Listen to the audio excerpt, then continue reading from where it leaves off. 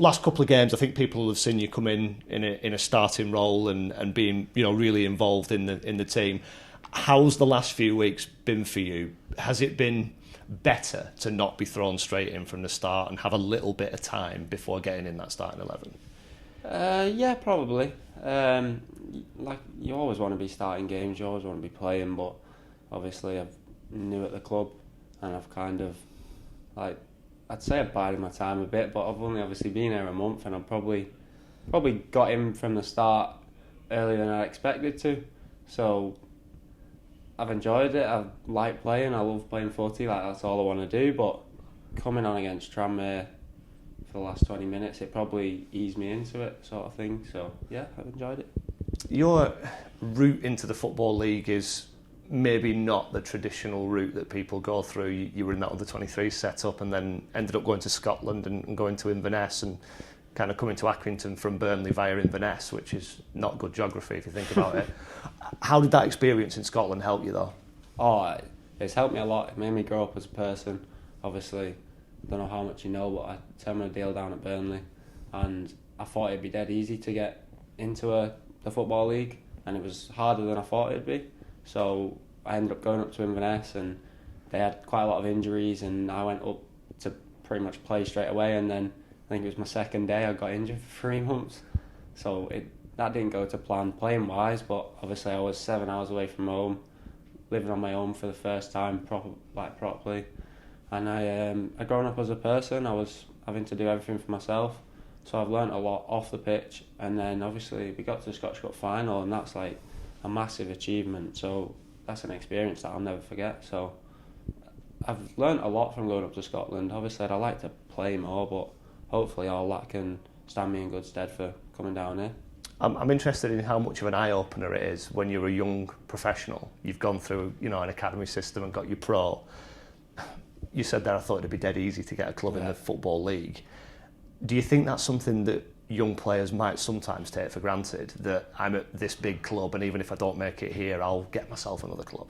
Definitely. I think when you're in the academy system, especially at a Premier League club, you kind of get lost and you can stay for too long. Don't get me wrong, I've had a great upbringing being at like the academies that I've been at, but I think if you stay too long, you can kind of just think, oh yeah, I'll drop out and I'll get a club and it'll be really easy, but it's a lot harder than people first expect.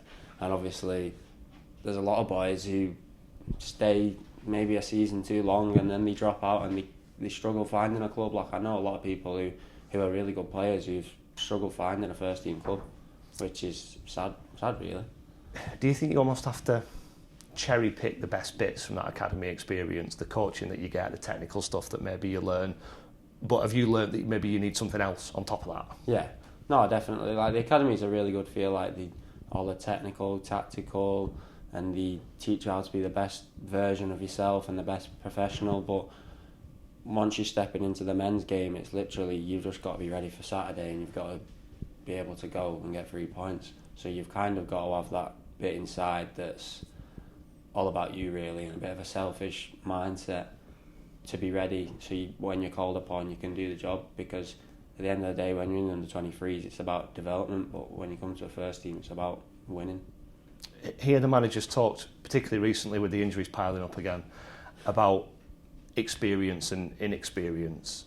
I don't think that's the same as age, is it? I think there are young players who've played games and had life experiences. I think there are older players who maybe haven't played a lot of games.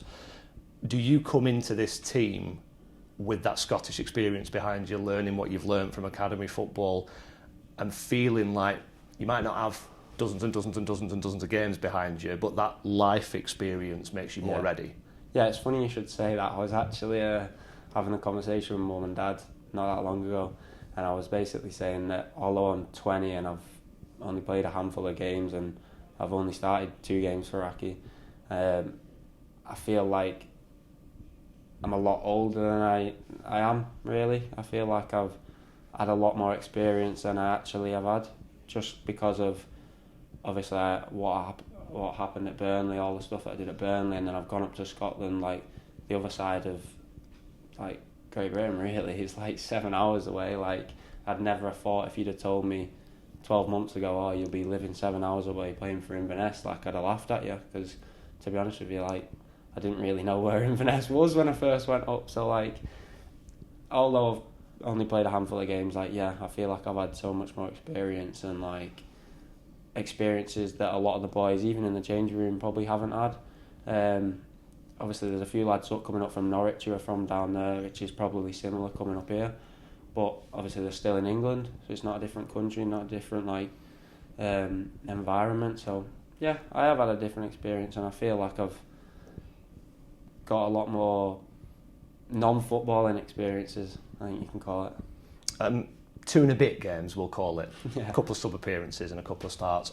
How have you found it? How have you found League Two football? And from your point of view, how much of what you're capable of have we seen so far? I don't think you've seen anywhere near what I'm capable of yet, because I've only started 2 games, and obviously I've not played a lot of games in pre-season. I've played a few bounce games for obviously the under-21s and that, but I think as far as coming to see what I'm capable of, I don't think you've seen anywhere near it yet. I think hopefully after a few more games you'll really start to see that, and hopefully it'll come out, because as a League Two, like it's obviously a tough league. I think we kind of experienced that against Stockport, although obviously we got beat 3-1. We watched the game back, and on another day we could easily got something out of the game. But just starting against Stockport, a big club, and like they brought the fans they did, it was like a great experience. And obviously the other games you want to play in, you want to be playing in the big games in this league. So yeah, I'm looking forward to the rest of the season, really. I always think that football dressing room is such a strange thing, because you're all so close-knit, and it's such like a community in there, and yet a lot of the time you need, or you have to wait for one of your pals to be suspended, injured, or not playing well to get an opportunity to go in there. With Seamus Keneally, with Liam Coyle going out and being injured, do you feel the pressure of going in, or does it feel a little bit like it's just an opportunity that you make of it what you will? No, it's just an opportunity. Like that happens in football. People get injured and suspended all the time, like you say, and that's kind of, like I touched on before, I probably wasn't expecting to be starting back-to-back games like I have done, but obviously I made up for it, and obviously it's late. Kylie's got injured and Seamus has picked up a little injury, and obviously that's a chance for me, but like, they're going to be back at some point, so it's kind of, I've got to get in now and fight for my place, and then obviously put in performances that gives the manager something to think about, because obviously them two are established in the team and they're both great players, so just got to wait and see. But I'm up for the challenge, and obviously whoever the manager picks on a Saturday is going to be best for the game anyway. So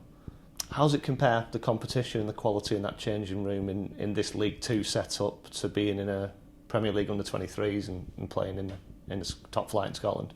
No, it's tough.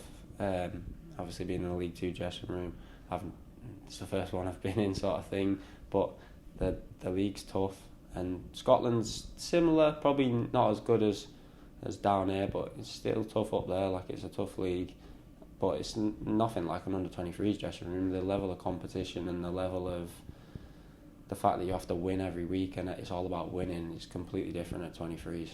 Obviously you've grown up with them lads and you're kind of having a laugh while playing football, but you can still have a laugh, but it's a lot more serious, and you've got to do things right and take things a lot more serious, which is something that I really enjoy, because I love winning. A point at Morecambe the other night, I think everybody agreed it was a much improved performance. Does that point become a really good one if you can beat Forest Green this weekend? Definitely, yeah. I think Tuesday night was a step in the right direction. Obviously we didn't play to anywhere near we know what we're capable of on Saturday against Stockport, but Tuesday was miles better. Obviously we'd rather win, but a point away in a derby, you can't, on a Tuesday night, you can't be too down about it, so we'll take the point and hopefully get 3 points on Saturday, because we need it. Yeah, and coming back here, the home form had been pretty impressive, and then defeat to Mansfield, defeat to Stockport. is that something that everybody's very keen to sort of put behind you and get back to this winning home games? Yeah, definitely. We want to make teams scared of coming to Aki like they used to be. We want to, like, this is our home ground. We want people. It should be hard to come and get 3 points at Aki. Obviously, Mansfield and Stockport, both good sides, but they're the teams you've got to beat if you want to be up there at the end of the season. You've got to be able to beat everyone, and obviously doing it at home is a big factor. Like I say, we want people to come here and be scared of playing against Aki.